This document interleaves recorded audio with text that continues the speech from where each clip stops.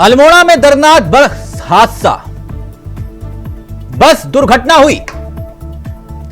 CM Pushkar Singh Dhami ने ARTO को suspend कर दिया।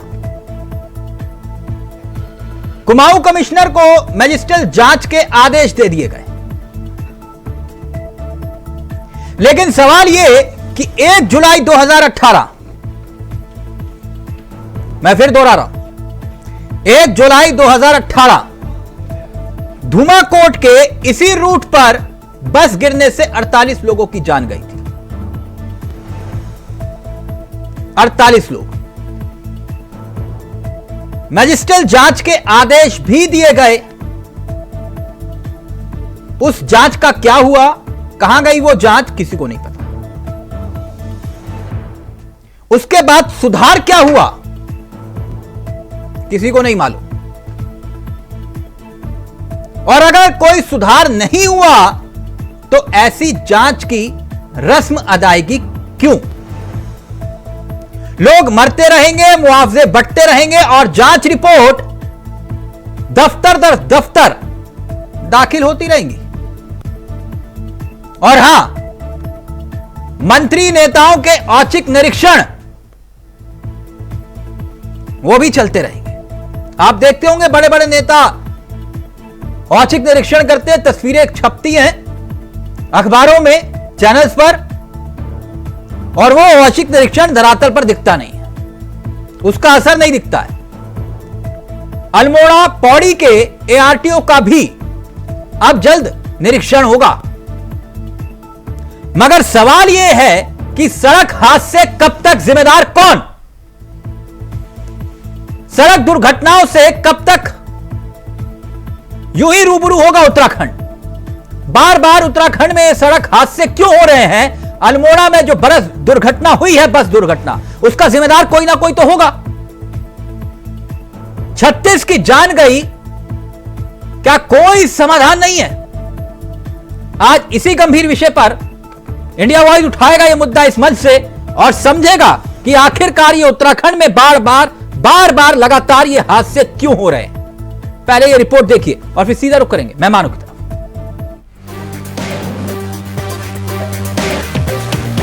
उत्तराखंड में एक और दर्दनाक सड़क हादसा हुआ।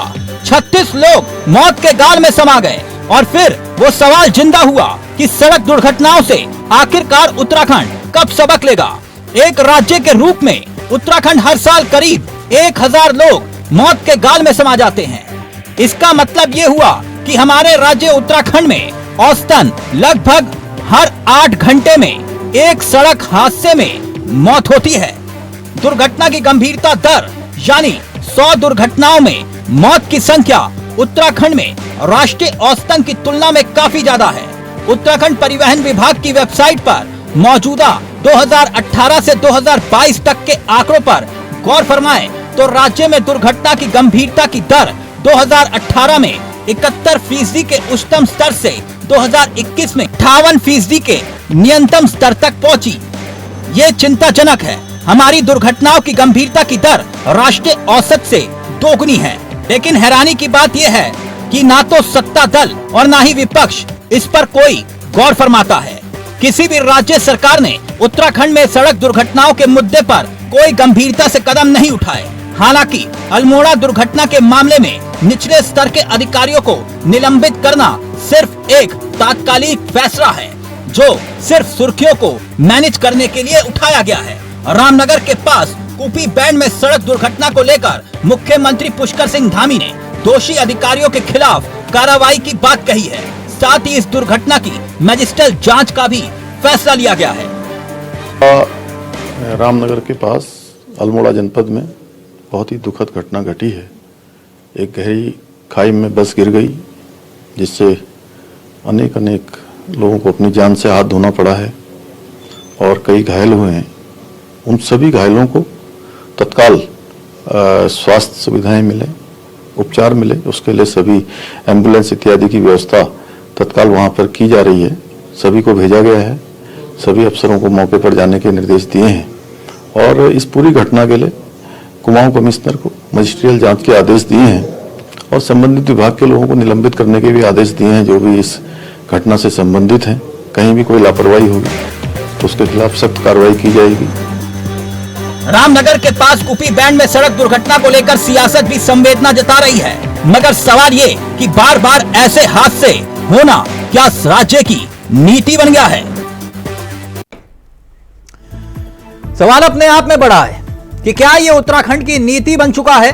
आए दिन रोज सड़क हादसे होते हैं। सीधा रुख कर रहे हैं अपने मेहमानों की तरफ। आपको बता दें, आज हमारे साथ इस चर्चा में जो मेहमान कार्यक्रम का हिस्सा हैं, उनसे आपका परिचय करवा देते हैं। तीनों मेहमान स्क्रीन पर हैं। गरिमा दसोनी जी हैं, कांग्रेस का चेहरा है। हनी पाठक जी बीजेपी का चेहरा है। नरेंद्र सिंह सेठी जी हमारे साथ हैं, जो कि राजनीतिक विश्लेषक और वरिष्ठ पत्रकार भी हैं। आप सभी का बहुत बहुत स्वागत। सबसे पहले सेठी जी, ये राजनीति का विषय है ही नहीं, और राजनीति के बिना इसका सुधार भी नहीं होगा। बहुत खूब। ये जो हालात पैदा हो रहे हैं, रोज आए दिन उत्तराखंड में सड़क हादसे हो रहे हैं। मजिस्ट्रेट जांच के आदेश पहले भी होते थे, आज भी हो रहे हैं। फिर एक नया सड़क हादसा होगा और फिर यूं ही बैठकर हम चर्चा कर रहे होंगे। यानी कोई भी, किसी के पास कोई समाधान नहीं है। नहीं सेठी जी, आपने देखो, आपने जो बात कही उस बात का तो खैर कोई जवाब ही नहीं है, लेकिन आप ये देखिए, जो सुबह जानकारी मिली, जब दुर्घटना हुई तो वहां के स्थानीय लोग जिलाधिकारी को फोन करते रहे और करीब 1.5 घंटे तक फोन नहीं उठाया गया, जो कि संवेदनहीनता के दायरे के अलावा कुछ नहीं कहलाया जा सकता। और सड़क दुर्घटनाओं में मैं कहता हूं कि आप ऋषिकेश को और यहां से हल्द्वानी को छोड़ दीजिए तो उसके बाद पूरा पर्वतीय क्षेत्र शुरू होता है इस राज्य का। 6 जिले एक क्षेत्र में और 7 जिले एक क्षेत्र में, और पूरा पर्यटन ही हमारा पर्वतीय क्षेत्र पर निर्भर है। और पर्यटन की दृष्टि से हमको सड़कों को कितना सुरक्षित और कितना सुचारू बनाना है, ये हमारी पहली प्राथमिकता होनी चाहिए। और उससे भी बड़ी बात यह है तिलक जी कि आप ये देखिए, जो ड्राइवर था जो 61 सवारी बैठाकर ले जा रहा था, उसको उस क्षेत्र के एआरटीओ का या आरटीओ का या पुलिस का कोई खौफ नहीं था। वो अपने साथ कुल 36 जिंदगियां ले गया, और हम जांच भी करेंगे, हम वो जिंदगियां वापस नहीं ला सकते, लेकिन भविष्य में एक नजीर ऐसी तो प्रस्तुत कर सकते हैं कि दूसरा कोई ड्राइवर जो 42 की कैपेसिटी की बस है उसमें 61 सवारियां बिठा के कम से कम ना ले जाए। ऐसा कठोर दंड सेठी जी ना हो कि जो निलंबित हो। मैं ऑन रिकॉर्ड ये बात बोल रहा हूं, 10 दिन 15 दिन मजबूती से जांच चलने का, छापे डलने का, और ये अधिकारी सिस्टम 15 दिन के लिए एक्टिव होगा, और 15 दिन के बाद फिर अगली घटना का इंतजार होगा। मैं आपको ऑन रिकॉर्ड बता सकता हूं सर, आप तो खुद उत्तराखंड, देहरादून सब आपके सामने बनते और बिगड़ते हुए दिखाए। इसी देहरादून के रिस्पना पुल से मैक्स भर के जाती है और किसी को कोई खबर नहीं होती है। वो वापस आएंगी जिंदगियां नहीं आएंगी किसी को मालूम नहीं। वो जैसे फेविकॉल की ऐड आती थी ना सर, सवारियां ऐसे यूं टंगी हुई सबकी नाक के नीचे से, किसी को खबर तक नहीं। होता कि नहीं होता सेठी सर? मैं गलत बोल रहा हूं? बिल्कुल बिल्कुल, मैं सहमत हूं तिलक जी आपकी बात से। और इस चीज का जो निदान है, जब तक एक, जैसे पहले जमाने में कोई राजा किसी को दंडित करता था तो उसकी गर्दन काट के लटका देता था। हम मुगल युग में तो जा नहीं सकते, लेकिन हम कुछ ऐसा तो प्रस्तुत कर सकते हैं कि कम से कम बाकी 13 जिलों के जो एआरटीओ हैं, जो आरटीओ हैं, उनके सामने एक सीधी सी एक संदेश रह जाए कि अगर हमारे से ऐसी चूक, ऐसी गलती हो गई तो हम अपनी नौकरी से हाथ धो बैठेंगे। तो तब भी इन चीजों के ऊपर बहुत लगाम लगेगी, क्योंकि बिना आरटीओ के, बिना स्थानीय पुलिस की संरक्षण के इस तरीके की गाड़ियां नहीं चल सकती। बिल्कुल सही कहा आपने। हनी पाठक जी, अल्मोड़ा में एक और हादसा हुआ, अगले हादसे का इंतजार होगा। देखिए, काफी दुखद घटना है। नहीं, वो तो सब जानते हैं दुखद घटना है। इसका जिम्मेदार कौन है? किसकी? नेहरू जिम्मेदार है या फिर जिम्मेदार था? उनको इंदिरा गांधी जिम्मेदार है? देखिए, आप कहां की बात कहां लेके जा रहे हैं कि इंदिरा गांधी जिम्मेदार है कि कौन जिम्मेदार है। मैंने ये कहा कि जो इस समय दुर्घटना का जिम्मेदार था उनको प्रदेश सरकार जो कर सकती थी वो करी है। तुरंत एआरटीओ, दोनों एआरटीओ को निलंबित किया गया है और ये एयर एम्बुलेंस द्वारा उनको जिसको रेफर किया जाना था एम्स में, वहां उनको रेफर कराया गया, कुछ को हल्द्वानी, कुछ को रामनगर, लेकिन त्वरित एक्शन लिया गया और मुख्यमंत्री श्री पुष्कर सिंह धामी जी ने ये बात कही भी है आपने कि अधिकारी 1.5 घंटे तक फोन नहीं उठा रहे थे। जो भी इसमें पाया गया मुख्यमंत्री जी ने तुरंत निलंबित करने का आदेश दिया गया। ऐसा नहीं है कि कहीं भी हिला वाली करी गई या ढील ढिलाई करी गई। हाँ। जो भी इसमें तो ये जो पाया जाता है, सवारियां भर के जा रही थी तो किसी को खबर तक नहीं पड़ी। उसी कारण उन एआरटीओ को निलंबित किया गया। नहीं, ये तो चलता रहा है। सवारियां भर के जा रही हैं, उनको निलंबित किया जा रहा है। हनी जी, 2018 में जुलाई में धुमाकोट में इसी रूट पर 48 लोगों की जान गई थी। कितने? 48 लोगों की। मैजिस्ट्रेट जांच के आदेश दिए, आप बता दीजिए जांच का है। मैं सबके सामने माफी मांगूंगा, पूरे उत्तराखंड से माफी मांगूंगा। जो मैजिस्ट्रियल जांच के कहां है वो मैजिस्ट्रियल जांच में दिए गए थे, वो निकलकर सामने भी आई थी। मैडम कहां है जांच, बताइए ना आप। पाया गया था उनको हटा। आपने 2018 में सड़क हादसे के बाद मैजिस्ट्रियल जांच की बात की, कहां है वो मैजिस्ट्रियल जांच? वो मैजिस्ट्रियल जांच जो हुई थी उसके बाद निलंबित भी किया गया था। मैडम बताइए ना, मेरे संज्ञान में नहीं, आप बताइए। मैं आपसे कह रहा हूं शांति रूप से माफी मांगूंगा। मैजिस्ट्रियल जांच बताइए कहां है वो। मेरे हाथ में अभी इस समय नहीं है, लेकिन मैं आपको सेंड कर दूंगी कि उस मैजिस्ट्रियल जांच में जो निकल कर आया था उनको निलंबित किया गया। आप भी जानते हैं मैजिस्ट्रियल जांच किसी को नहीं मालूम कहां है वो।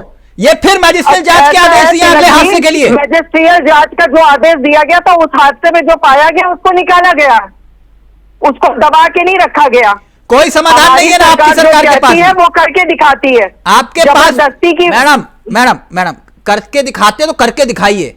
आपका रिकॉर्ड पढ़ूंगा जनवरी से लेकर अभी दिसंबर तक का, कितने लोग मर गए नवंबर तक में, आपको भी पता होगा। करके दिखाया है तिलक जी, जो कहा है उसको करके दिखाया है। ठीक है, ठीक है। अगर इसे ही कह दो कि करके दिखाया है तो फिर तो ये तो राम राज्य आ गया। बिल्कुल सही कहा आपने। गरिमा जी, जब भाई उत्तराखंड में राम राज्य आ गया, क्यों परेशान हो रहे? 36 लोगों की तो जान गई है, और आप लोग भी तो कहां सड़क दुर्घटना हुई और आई, बात गई चली गई, बात खत्म। गरिमा जी का ऑडियो प्लीज। हेलो, मेरी आवाज आ रही है? जी बिल्कुल आ रही है गरिमा जी। मैं आपके चैनल के माध्यम से तमाम जो दिवंगत आत्माएं हैं, 36 परिवारों में आज चूल्हा नहीं जलेगा, उनको सभी को मैं अपनी विनम्र श्रद्धांजलि अर्पित करना चाहती हूँ। और वाकई बहुत हो गया ये निंदा का दौर, ये श्रद्धांजलियों का दौर। लगातार हमें अपनी प्राथमिकता से शायद हम कहीं भटक गए हैं। ऐसा लग रहा है 24 साल का उत्तराखंड हो गया, हम अभी 2-4 दिन के अंदर ही राज्य स्थापना दिवस भी मनाएंगे, बड़े गाजे बाजे के साथ मनाएंगे, रजत जयंती है। लेकिन सड़कों का जो हाल है, ज्यादा दूर जाने की जरूरत ही नहीं है। हम बार बार कहते हैं कि सरकारें सड़क, शिक्षा, रोजगार, स्वास्थ्य के लिए चुनी जाती हैं।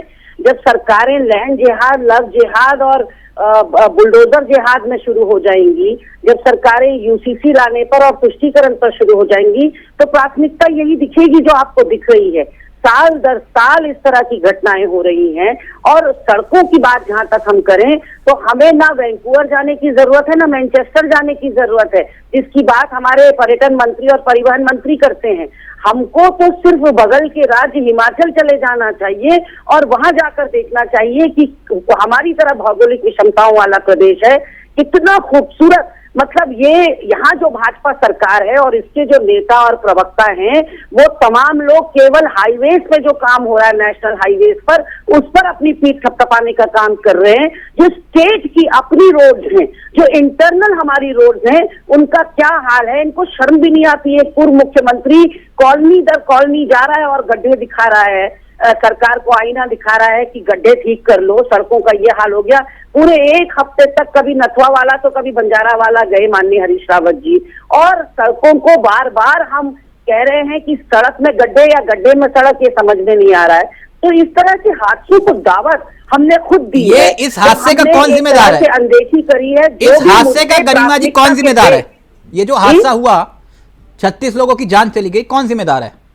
देखिए, इसके लिए स्ट्रिक्ट जो स्ट्रिंजेंट लॉ एंड ऑर्डर है वो होना चाहिए। मैं आपको देहरादून की बात बताऊं, यहाँ सीट बेल्ट पर कोई ऑर्डर नहीं है। सेठी जी बैठे, हनी पाठक जी बैठिए, पूछिए, सीट बेल्ट लगाइए ना लगाइए किसी को फर्क नहीं पड़ता। आज मैं अभी आ रही हूँ, आधे घंटे पहले ग्रीन लाइट थी, उस पर भी लोग चले जा रहे हैं, मतलब रेड लाइट वाले ग्रीन लाइट में चले जा रहे हैं। यहाँ ट्रिपलिंग हो रही है, 4 लड़के बिना हेलमेट के अगर स्कूटी पर चल रहे हैं, मोटरसाइकिल पर चल रहे हैं, कोई कहने वाला नहीं, कोई सुनने वाला नहीं। तो कहीं ना कहीं सरकारें इसलिए भी 7 साल पहले सारे के सारे सीट बेल्ट लगाकर चलते थे और इतना कड़ा कानून माननीय हरीश रावत जी लेकर आए थे कि उस कड़े कानून के तहत कोई भी बिना सीट बेल्ट पर चल नहीं पाता था। आवाज दबाने के लिए मैडम जो बोल रही हैं गरिमा दसौनी जी, उसका ये जवाब है। एक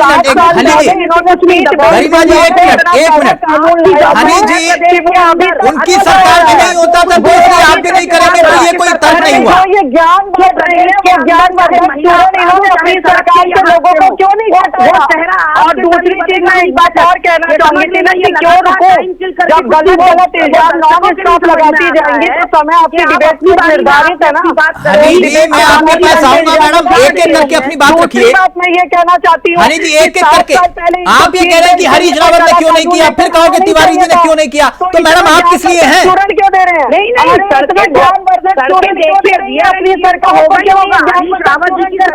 प्लीज, इतना गंभीर विषय, प्लीज हनी जी और गरिमा जी, आप दोनों से मेरी रिक्वेस्ट है, प्लीज, बहुत गंभीर विषय है, उत्तराखंड देख रहा है आपको। इतना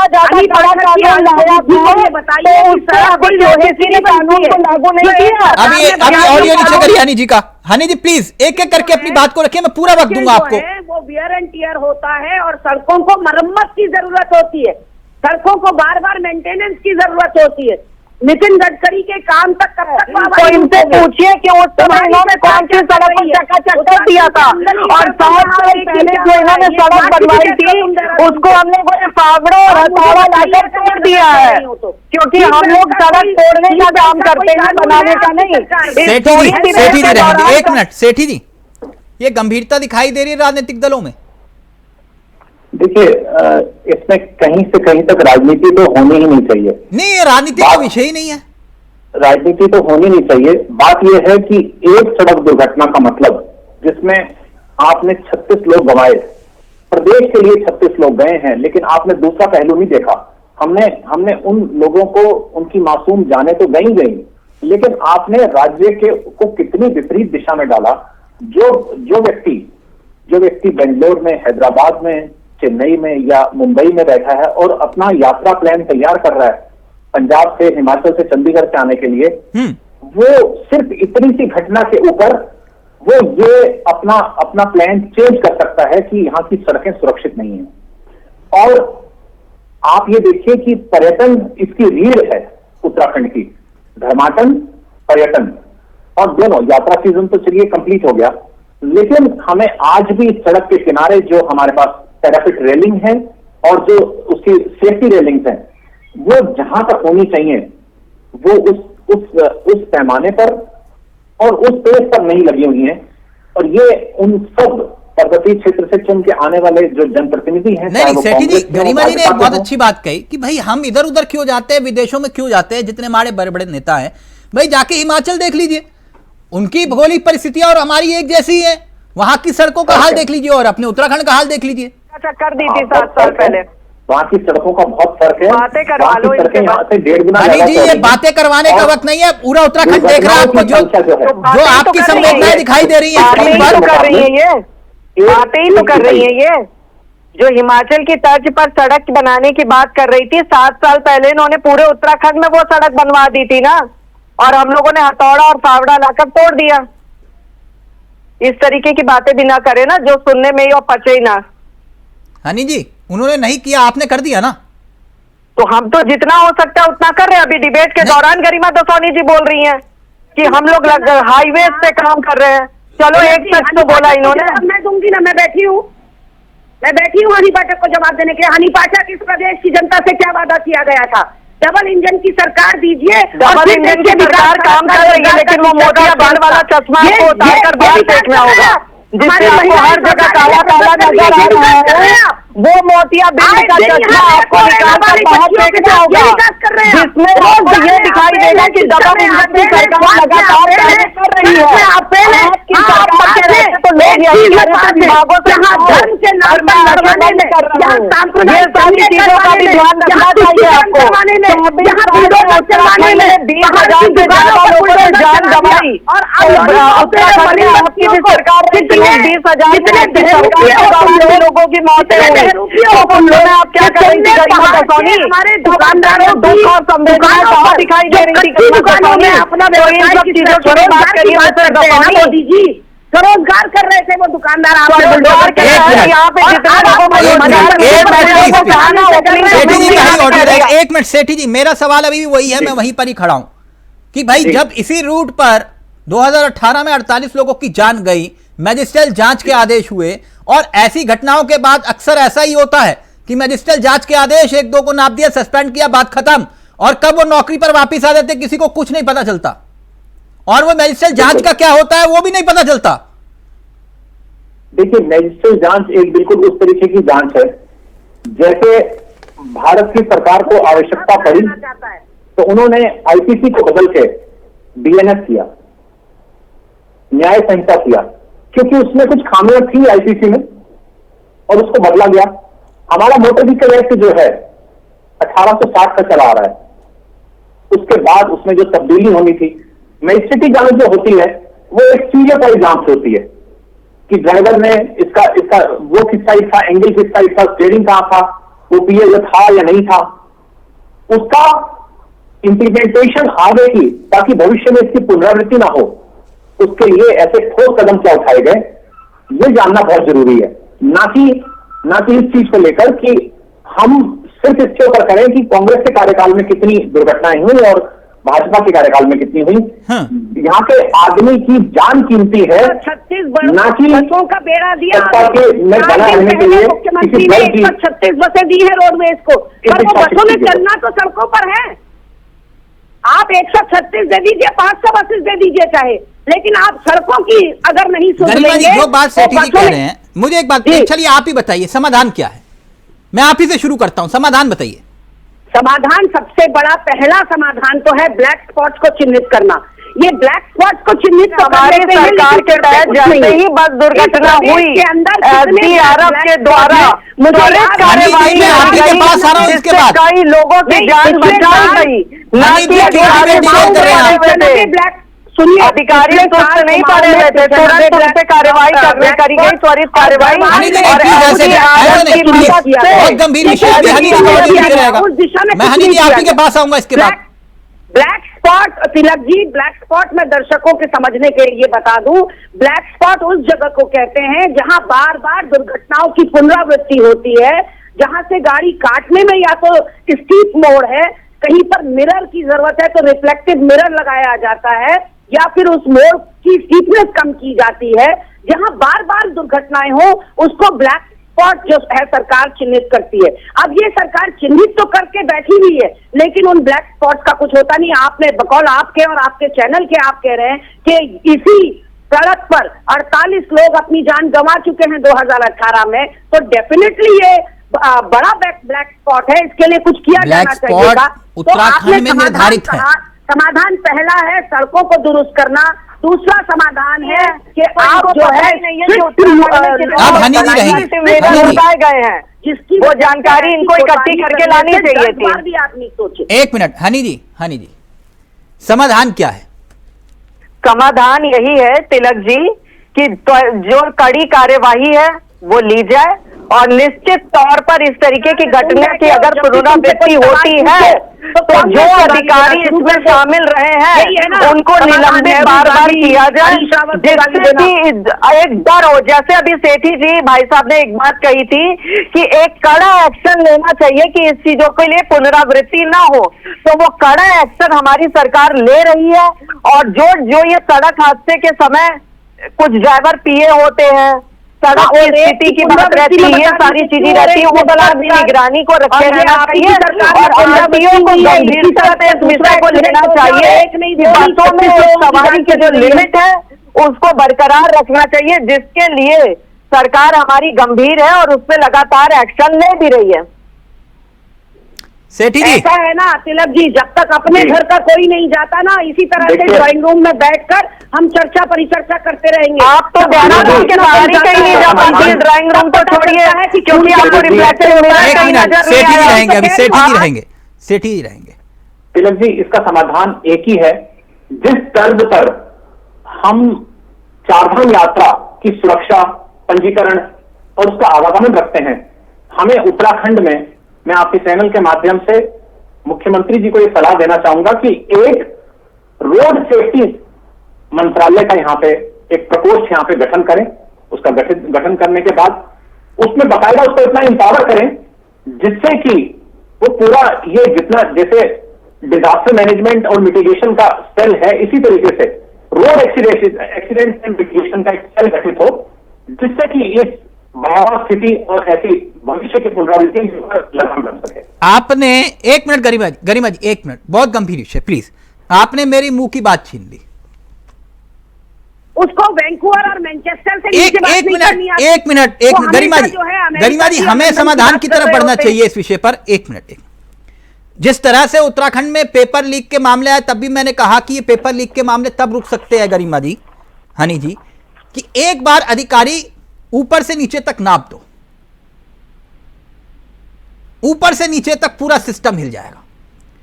और अगर एफआईआर दर्ज हो गई अधिकारी के खिलाफ जिनकी जवाबदेही जिम्मेदारी है, अगली बार कोई पेपर लीक नहीं हो सकता।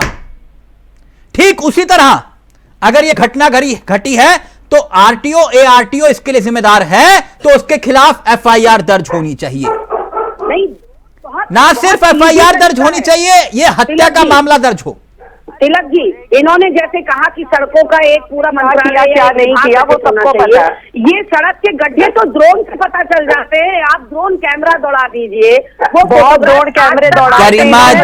गरिमा जी फिर मैं कह रहा हूं, ये सियासत का विषय नहीं है। सेठी जी ने बहुत अच्छी बात कही है। जिस दिन आरटीओ एआरटीओ के खिलाफ अगर नजीर पेश करनी है, सस्पेंड करने से कुछ नहीं होगा। हनी जी का ऑडियो रहेगा। हनी जी, सस्पेंड करने से कुछ नहीं होगा मैडम। तौर पर अच्छी राय है मैडम, सस्पेंड करने से कुछ नहीं होगा। आरटीओ एआरटीओ के खिलाफ एफआईआर दर्ज कर दीजिए और फिर देखिए, अगर एफआईआर दर्ज होगी ना आरटीओ एआरटीओ के खिलाफ, यह आधा सिस्टम दुरुस्त हो जाएगा। ये 20 सीटर गाड़ी पर 42 लोग कैसे सवार हो जाते हैं, ये सबको मालूम है। और इसमें कौन कौन शामिल है, ये भी सबको मालूम होता है, सबको मालूम होता है। तो इसलिए बोल रहा हूं मैडम, सस्पेंड करने से कोई काम नहीं होगा। मैजिस्ट्रेट जांच से कुछ नहीं होगा। जांच आएगी, चली जाएगी, आपको भी नहीं मालूम चलेगा। वो सस्पेंड जिसको किया वो कब नौकरी ज्वाइन कर लेगा, नहीं पता चलेगा किसी को। आप और मैं तो कह रहे हैं, इस भौगोलिक विषमता वाले प्रदेश में सीट बेल्ट पर क्यों नहीं कानून है, क्यों नहीं लागू हो रहा है सीट बेल्ट? छेड़ दीजिए मुझे, चल सकते हैं, छेड़िए ना गरिमा जी, आप भी छेड़िए। मैं समझ सकती हूँ कि पढ़ने में आपको ये राजनीतिक विषय नहीं। थैंक यू, वक्त की इजाजत नहीं दे रहा, बहुत गंभीर विषय है। सेठी जी ने बहुत पते की बात कही, उसको समझना चाहिए सबको। नमस्कार, धन्यवाद। नहीं, धन्यवाद करने से काम नहीं चलेगा हनी जी, ये बहुत गंभीर विषय है, इसको सबको समझना होगा। थैंक यू सो मच, बहुत बहुत शुक्रिया। नमस्कार, जय हिंद, जय भारत, जय उत्तराखंड।